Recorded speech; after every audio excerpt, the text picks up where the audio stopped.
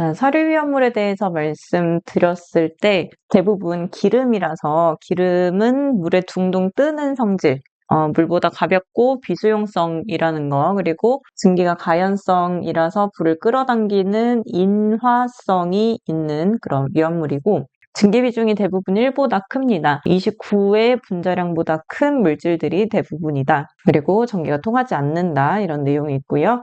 위험물을 구분할 때는 온도를 기준으로 합니다. 무슨 온도냐 하면 불이 붙는 온도인 인화점을 기준으로 불이 몇 도에 붙느냐에 따라서 특수인화물 1석유류, 2석유류, 3석유류, 4석유류, 그리고 동식물유류와 알코올류 이렇게 구분이 되는데, 이 내용들은 이제 온도가 기본이 되고 그 뒤에 있는 뭐 중량 퍼센트라던가 아니면 1개부터 3개까지의 60 중량 퍼센트 미만은 제외, 이런 내용들이 이제 세부적인 빈칸으로 나올 수 있는 확률이 있습니다.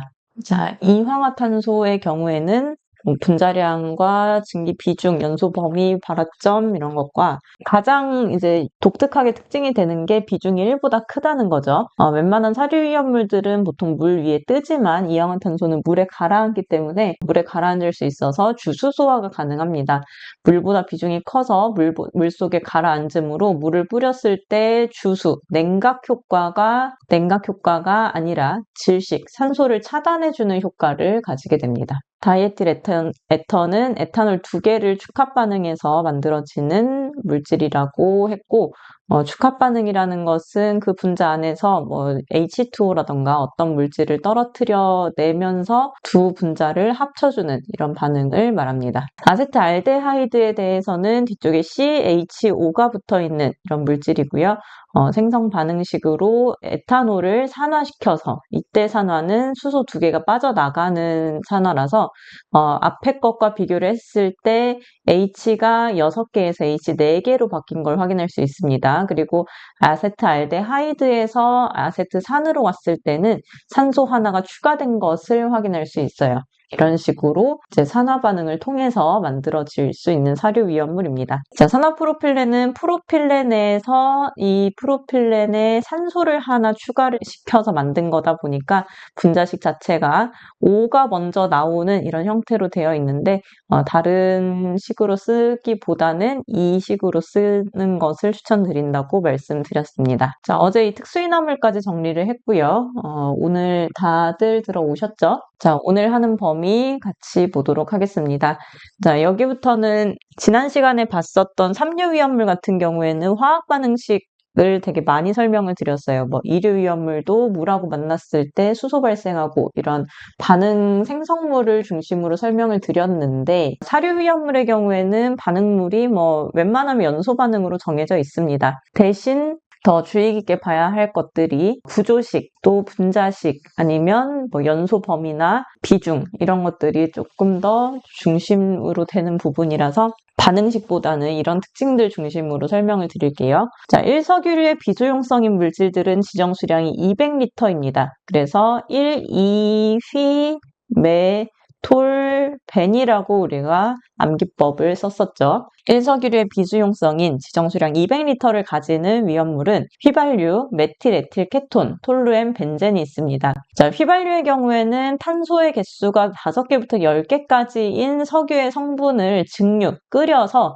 나오는 이 정도의 무게의 탄화수소들만 모은 것을 휘발유라고 합니다. 그래서 분자량을 딱 정할 수는 없고 대략적인 범위로 나오기 때문에 분자량을 외우는 것은, 계산하는 것은 큰 의미가 없습니다. 자, 증기 비중은 이제 3에서 4 정도가 된다고 하는데, 이것보다는 휘발유의 인화점이 영하 43도에서 영하 20도씨입니다. 굉장히 낮은 온도에서도 불이 붙을 수 있어서 우리가 겨울철에도 휘발유를 자동차에 주유를 해서 이렇게 운전하는 데 사용할 수 있겠죠. 자, 연소 범위 중요합니다. 연소 범위는 1.4에서 7.6%를 가지고 있는 굉장히 자주 출제가 되는 연소 범위 중에 하나이기 때문에 봐두실 필요가 있고, 탄화수소의 계열이라서 CnH2n의 형태의 탄화수소가 있을 수도 있고 CnH2n의 탄화수소의 형태를 가질 수도 있습니다. 자, 다음 메틸에틸 케톤의 경우에는 메틸과 에틸이 케톤 작용기에 붙어 있는 겁니다. 케톤은 CO 라는 물질이고 이 양쪽으로 알킬기를 손잡고 있다라는 뜻인데 이 케톤이 가운데 들어가는 경우에는 이 C와 O 사이에 구조식으로 나타내면 C와 O 사이에 결합이 2개가 됩니다. 팔을 2개, 손을 2개 잡고 있어요. 자, C와 O 사이는 이중결합을 하고 C 왼쪽 오른쪽으로는 알킬기와 알킬기를 만나서 C와 O 사이에 구조식을 그릴 때는 이중결합을 써줘야 되고요.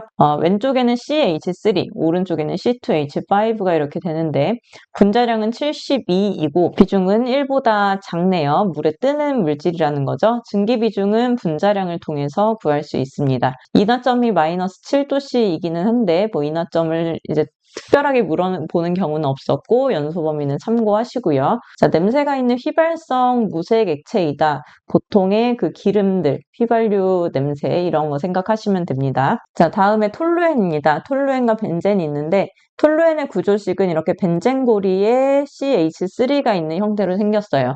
그래서 대부분의 이런 탄화수소 안에 벤젠고리가 있는 물질들은 이 벤젠의 모양으로부터 시작을 하게 됩니다. 자, 벤젠이 이렇게 동그라미로 대체해서 그릴 수 있는데 이렇게 벤젠의 결합 자체가 한쪽이 이중결합, 한쪽이 단일결합, 이중결합, 단일결합이 반복이 되다 보니까 이 이중결합이 이렇게만 있는 것이 아니라 반대로도 있을 수 있어요.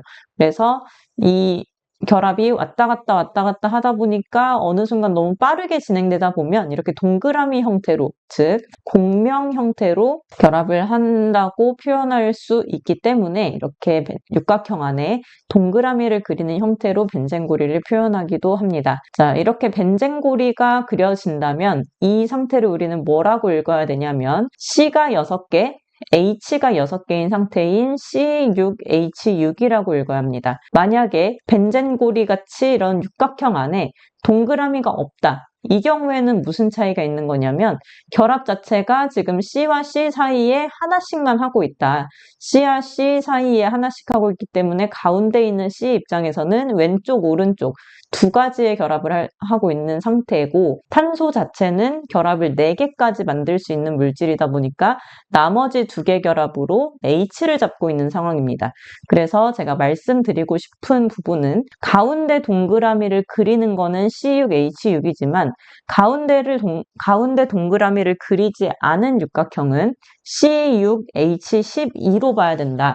이 내용을 말씀드리고 싶어서 이 그림을 그렸고요. 그래서 벤젠고리를 기본으로 어떤 물질이 추가가 됐을 때 그 자리는 원래 수소의 자리를 빼앗은 거기 때문에 수소의 개수를 고려해줘야 합니다. 자, 톨루엔은 벤젠고리 안에 있는 수소에서 그 하나를 메틸기 CH3로 바꾼 것이기 때문에 C6H5CH3라고 쓰고 구조식은 이렇게 육각형의 동그라미를 그린 형태인 이렇게 더 많이 그립니다. 분자식을 보고 구조식을 그릴 수 있어야 하고 구조식을 보고도 분자식을 찾아낼 수 있어야 합니다. 자, 분자식을 보면 각각의 원자량을 합해서 분자량을 구할 수 있고요. 분자량을 알면 증기비중 구할 수 있습니다.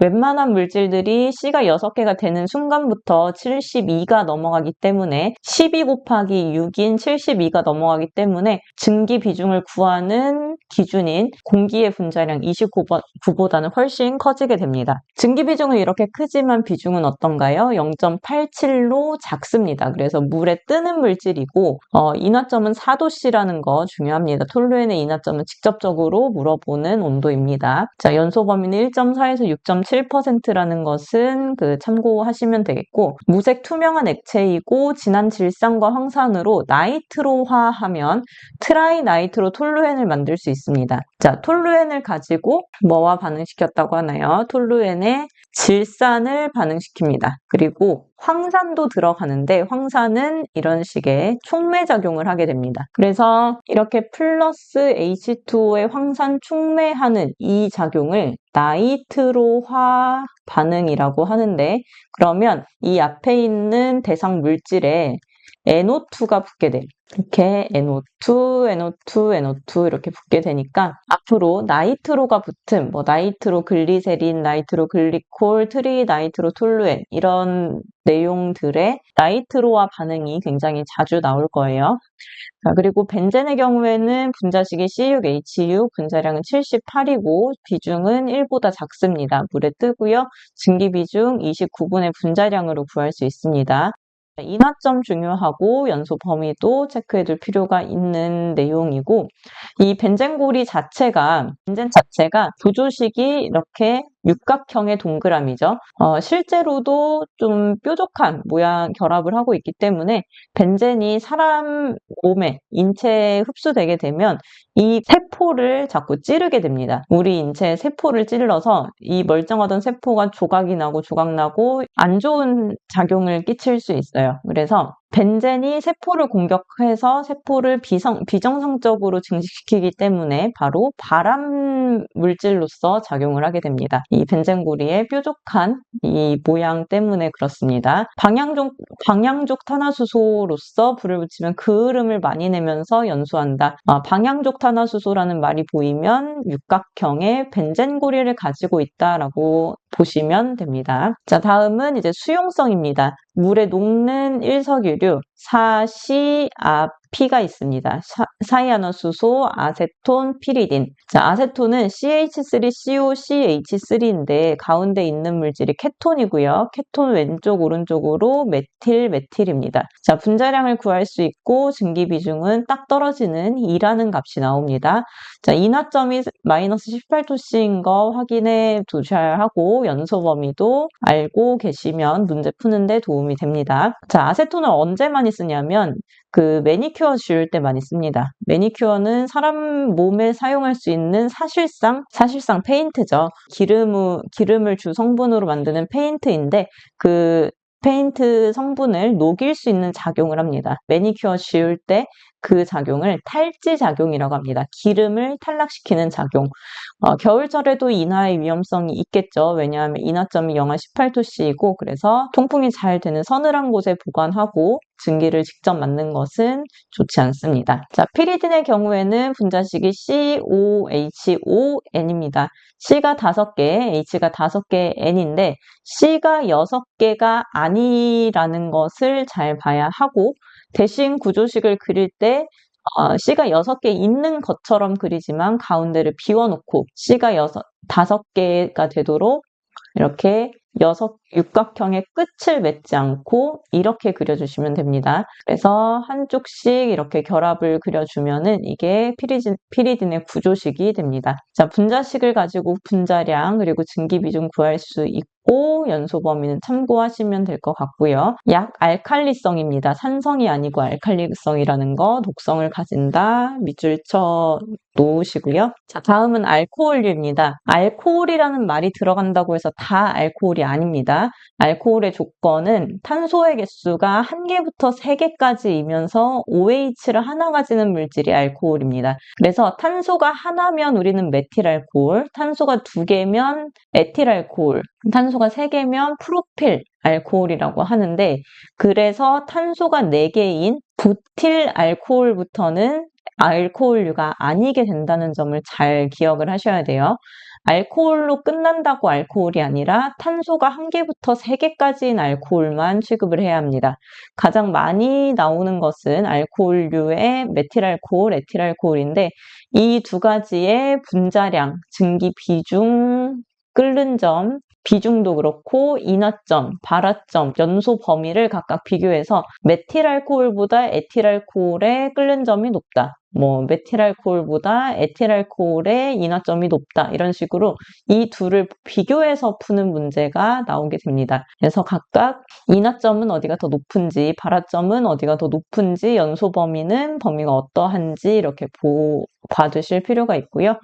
휘발성이 있는 액체이죠. 알코올은 손에 닿으면 시원하잖아요. 시원하다는 게 우리 몸에 있는 열을 빼앗아서 날아간다는 뜻이기 때문에 휘발성이 있는 겁니다. 자, 연소 범위를 좁게 하기 위해서 불활성 기체를 첨가한다. 즉, 불활성 기체를 첨가하면 연소 범위가 좁아진다. 상대적으로 안전해진다. 안전하게 할 수 있다는 뜻입니다. 자, 메틸알코올의 특징은 실명의 위험이 있다는 겁니다. 독성이 있으면서 눈을 안 보이게 할 수 있어요. 그래서 위험물에서 말하는 것들 중에 탈지작용하면은 아세톤이고 실명이라는 말이 나오면 메틸알코올입니다. 자, 메틸알코올이 산화가 되면 여기에서 수소 2개가 빠져나가서 수소 2개인 포름알데히드가 되고 여기에 산소 하나가 더 추가되는 산화를 하면 포름산이 됩니다. 자, 에틸알코올의 경우에도 비슷한 성질인데 독성은 사실 메틸알코올보다 덜 합니다. 독성이 없고 술의 원료가 되고 이다의 위험성이 강합니다. 에탄올이 산화하고 아세트알데히드에서 또 산화하면 아세트산이 됩니다. 자, 탄소가 3개짜리인 이소프로필 알코올은 OH가 가운데 있는 탄소에 이렇게 붙어 있죠. 자, 이소프로필 알코올을 따로 물어보는 경우는 크지 않아서 세부적인 내용은 생략을 하고 이런 프로필 알코올도 알코올류에 들어갈 수 있다 정도만 보고 넘어가도록 하겠습니다. 자, 다음은 이석유류의 비수용성인 1000리터 등, 경, 스틸, 크실, 클로로입니다. 자, 등유, 경유. 휘발유를 끓여서 증류하고 난 다음에 다음 끓는 점에서 나오는 물질 등유, 그 다음에 경유입니다. 자, 이렇게 끓는 점이 높은데도 불구하고 비중이 낮죠. 비중이 1보다 작은 물에 뜨는 물질입니다. 증기비중, 인하점, 발화점, 연소 범위는 그냥 참고하시고요. 분자식이 대략적인 탄소의 개수로 정하는 거다 보니까 뚜렷한 구조식은 없습니다. 다음에 크실렌 그리고 클로로벤젠이 있는데 크실렌은 벤젠고리에 CH3를 2개 붙인 겁니다. CH3가 하나만 붙어 있으면 우린 톨루엔이라고 하고 CH3 2개 붙어 있으면 그때 크실렌이 되는데 2개가 붙는 자리에 따라서 바로 나란히 붙어 있으면 크실렌 이렇게 부르고 이 CH3가 이렇게 붙어 있어도 똑같은 크실렌입니다. 즉, 이 탄화수소는 이렇게 서로 돌아가더라도 돌려서 같은 모양을 만들 수 있으면 같은 구조식, 같은 물질이라고 보기 때문에 위치 따라서 보는 게 아니라 붙어있는 간격을 따라서 크실렌의 종류를 구분하게 됩니다. 이렇게 딱 붙어있는 구조식을 가진 크실렌을 오소 크실렌, 오르소라고도 발음하고요. 오르소 크실렌, 오소 크실렌이고 한 개를 건너서 되어 있는 결합을 한 개 건너 메틸기를 결합하고 있는 이런 크실렌을 메타크실렌, 2개 건너서 결합하고 있는 크실렌을 파라크실렌이라고 합니다. 자, 크실렌에서는 이 오르소, 메타, 파라크실렌 의 구조식을 정확하게 잘 그리는지가 자주 출제되고 이 비중이나 인화점, 발화점에 대해서는 크게 물어보는 편은 아닙니다. 클로로벤젠은 벤젠에 클로로인 염소가 붙은 그런 물질입니다. 그래서 벤젠의 수소 하나 자리에 Cl이 들어왔기 때문에 C가 6개, H가 5개, Cl이 되겠죠.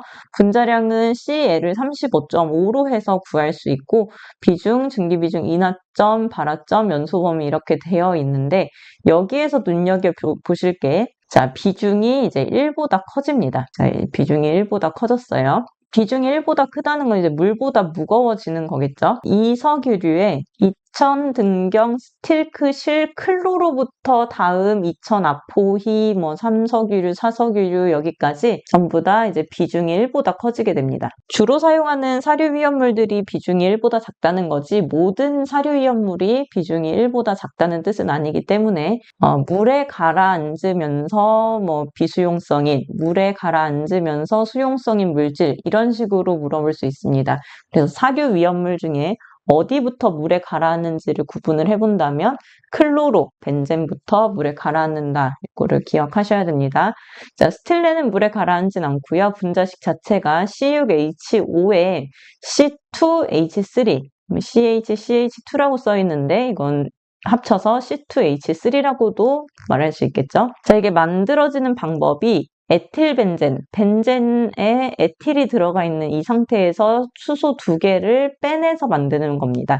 그래서 에틸벤젠에 탈수소하여 제조하는 사료 위험물은 무엇인가? 라고 물어보면 스틸렌이라고 해야 됩니다. 자, 에틸벤젠이라는 말을 딱 봤을 때 구조식을 자주 보진 못하더라도 벤젠에 에틸이 달렸다고 생각을 하고 거기에서 수소 2개가 빠져나간 것을 상상을 하는 그런 응용하는 문제로 생각을 해볼 일이 있을 수 있기 때문에 에틸벤젠이라는 것도 이렇게 생겼다는 거 한번 보시고 여기에 수소 2개가 빠져나가면 C2H3가 된다고 보시면 되겠습니다. 자, 다음 2000 아세트산, 포름산, 하이드라진인데 비중이 어떤가요? 다 1보다 크죠? 1.05, 1.218, 1.1011 이렇게 다 비중이 1보다 큰 조금 무거운 물질입니다.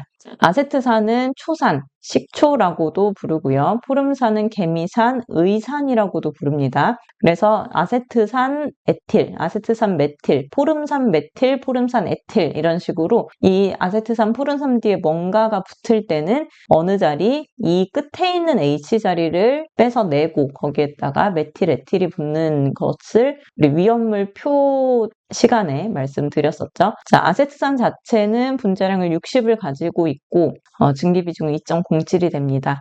포름산은 분자량이 46입니다. 앞에 CH3가 없기 때문에 상대적으로 이제 분자량이 조금 가볍죠. 자, 어떻게 산화해서 생성이 되냐면 에탄올을 2번 산화해서 생성하게 됩니다.